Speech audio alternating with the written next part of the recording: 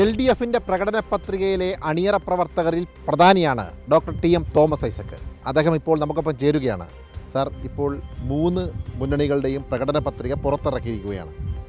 2 മുന്നണികളുടെ പ്രകടന പത്രികയിൽ നിന്നും എന്ത് വ്യത്യസ്തതയാണ് ഇടതുമുന്നണിയുടെ പ്രകടന പത്രികയിലുള്ളത്?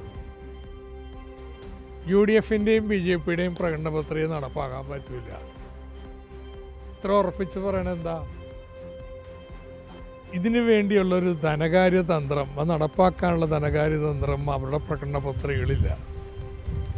ഏറ്റവും വലിയ വിഡ്ഢിത്തം NDAയുടെ പ്രകടന പത്രിക 10 വർഷം കൊണ്ട് കേരളത്തിൻ്റെ കടബാധ്യതകളെല്ലാം ഇല്ലാതാക്കും. അതിന് കിട്ടുന്ന വരുമാനം അതിനു വേണ്ടി ഉപയോഗിക്കും. പക്ഷെ വരുമാനം കൊണ്ട് തികയില്ല. അതുകൊണ്ട് 1/3 ചിലവ് കുറയ്ക്കും. ഇതാരാണപ്പോൾ ഇതൊക്കെ എഴുതി വെക്കണത്? കേന്ദ്ര സർക്കാർ 200 ലക്ഷം കോടി രൂപയാണ് കടം.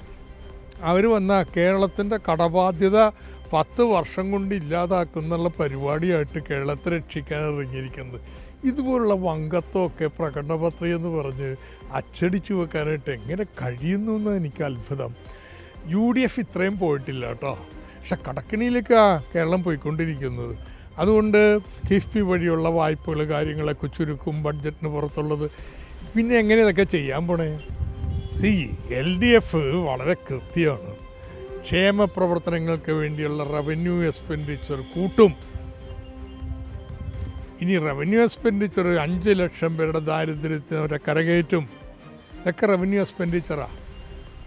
അത്രയും ഇതൊക്കെ ചിലവഴിച്ച് കഴിയുമ്പോൾ റോഡിനും പാലത്തിനും കെട്ടിടത്തിനും ഒക്കെ വേണ്ടത്ര പണം ഉണ്ടായിരുന്നവരില്ല.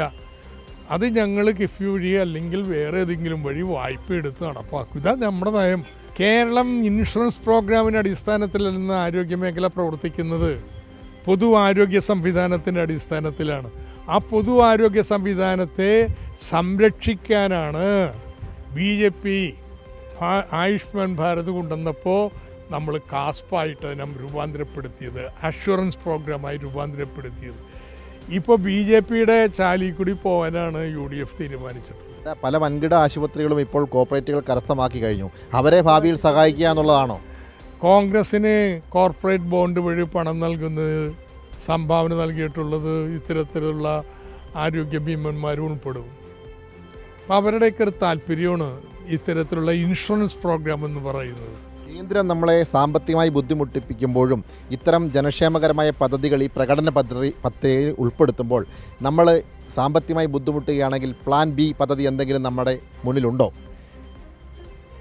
കിഫ്ബിയെ മുടക്കിയാൽ, കേന്ദ്രം മുടക്കിയാൽ നമ്മളതിന് മരുന്ന് കണ്ടുപിടിച്ചിട്ടുണ്ട്. കിഫ്ബി മുന്നോട്ട് കൊണ്ടുപോകും, വിടില്ല.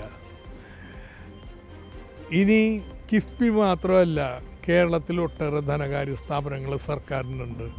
അവയൊക്കെ പ്രയോജനപ്പെടുത്തുന്നു. കേന്ദ്രം ഒരു വഴി മുടക്കുമ്പോൾ നമ്മൾ വേറൊരു വഴി തുറക്കും.